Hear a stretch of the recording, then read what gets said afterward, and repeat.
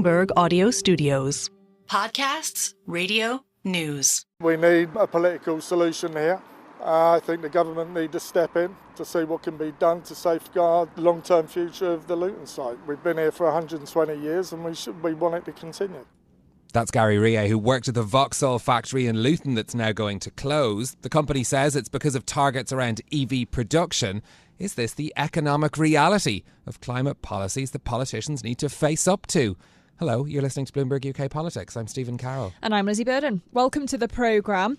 Now, Stephen, I want you to cast your mind back to the summer and the Labour Party's... Then. It definitely was then today.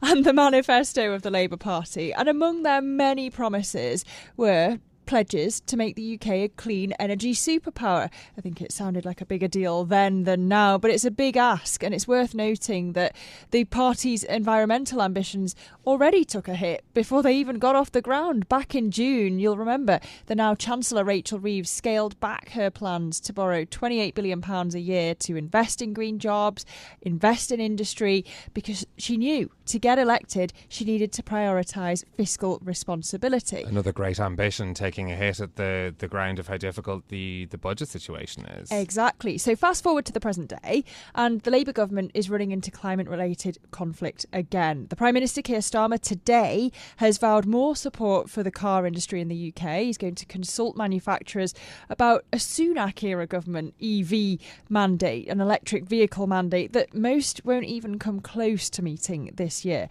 But if you take a step back and look at the rest of the world, actually, and we had a fantastic big take on this, hedge fund managers are shorting sustainable stocks. They're going long on fossil fuels. Keir Starmer was the biggest economy leader to deliver a speech at the COP summit. And Donald Trump's looming US presidency is throwing environmentally friendly global plans into doubt. So you got to wonder, Stephen, does anyone still care about the environment? Well, look, this is a global debate, but the closure of the Stellantis factory in Luton is something that's brought it really back home to something quite local. And those targets, Lizzy, that you mentioned, this idea that manufacturers will have to produce 10% of new vans that'll need to be electric or zero emission, I should say, and 22% of new cars is one that the industry's really been struggling to try and meet. And that's essentially what's led to this decision of this factory being closed. 1,100 people work there. The decision will see some of them move to another Vauxhall plant, but many of those jobs may now be at risk as well.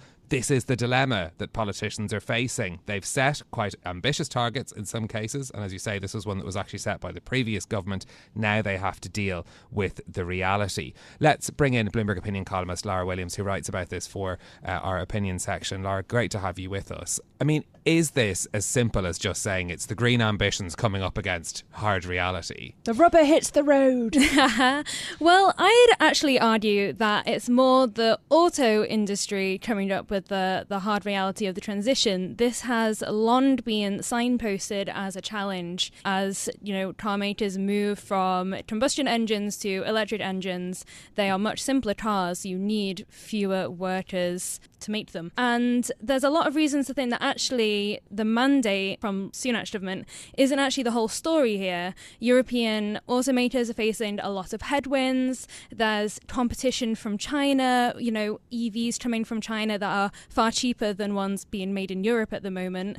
But I would say that, you know, potentially it should focus Labour's green ambition on the kind of need for what people call a just transition, which means workers who lose their jobs, their brown jobs, have green jobs and training to make them be able to enter the green economy. And of course, skills are a huge part of Labour's economic vision. Is there a better way then to fuel this transition to electric vehicles than setting targets? Is it politically realistic to say that it's possible? I think it's realistic to say that it's possible. I think that you need the targets to provide certainty for automakers. It gives them a direction, a roadmap, a direction of travel.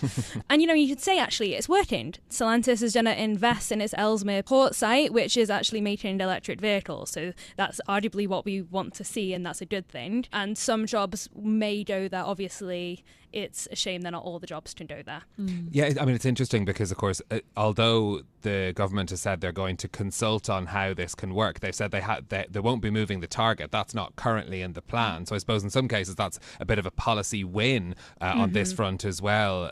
But I wonder if there's more of this to come? Are we going to see Labour having to face up to the realisation that voters care more about the cost of living than the environment? Or am I just being oversimplifying by putting it like that? No, I think that's partly right. But people do still care about the environment. If you look at loads of polling, the majority of people will always say they're worried about climate change. They would like the government to do more on climate change. About half of people say the government isn't doing enough on climate change at all. And so people do care, but we're at this really unfortunate time where there's a lot of geopolitical struggles. Actually, the climate crisis is making things a lot more expensive for people, and that story hasn't really been told by governments. People want things to happen on the environment, but they're coming up with these costs, these short-term hard shocks, to the economic situation that is not good. Nobody likes that. And actually, we're having to start to kind of reimagine our lives in a way that we didn't have to do before. So when you asked people what things they would personally do to support the climate, and bear in mind these are people that say they're worried about the climate, they don't actually really want to do very much. They would be happy to switch to an energy supplier that uses renewables, because that's just like a few clicks, but they're not willing to not fly, they're not willing to not eat meat and dairy, which is fair enough, but they're also kind of resistant to paying more for things, and understandably, because the cost of living is so high at the moment. This is like any big change in history. Yes, I'm all for it as long as it costs me nothing. Exactly. Right? Has any politician anywhere managed to square this circle of ambition versus cost? I actually don't know. I'd love to meet them if they have. I am not aware of anyone who's managed to walk this very tricky line in a kind of industrialised nation.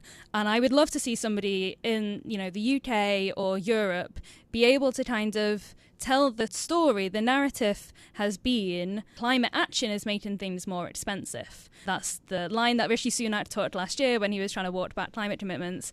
Actually, climate crisis, heat and rain has made our food more expensive because farmers can't grow as much.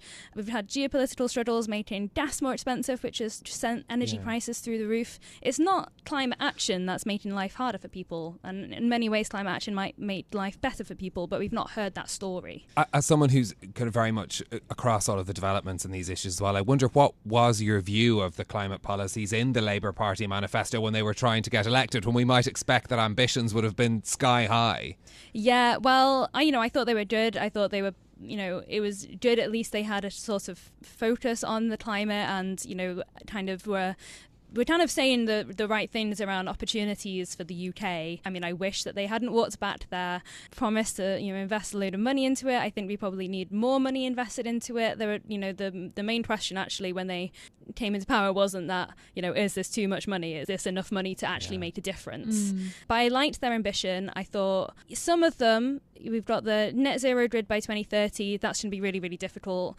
The wind target is looking more and more like a moonshot, but maybe I don't mind that so much because it's the kind of momentum. If we're all trying to get there, if we fall a little short, I think that's better. Is this the shooting for the moon and landing in the stars idea? Exactly, yeah. Should we be keeping an eye on those targets now? I mean, if we consider this perhaps a bump in the road, we will stop with the car metaphors soon with this car factory. I mean, I do wonder if is it the wind target and the grid that you'd be most worried about not being achievable, about what's on that list? Yeah, I think so. I think those are because it requires so much being built, and there's again there's a lot of pushback from people who don't like to see changes to their landscapes, and their homes. Which, the NIMBYs. The NIMBYs, yeah. And where Keir Starmer was one of the only two G7 leaders to speak at COP, I wonder what you read into that.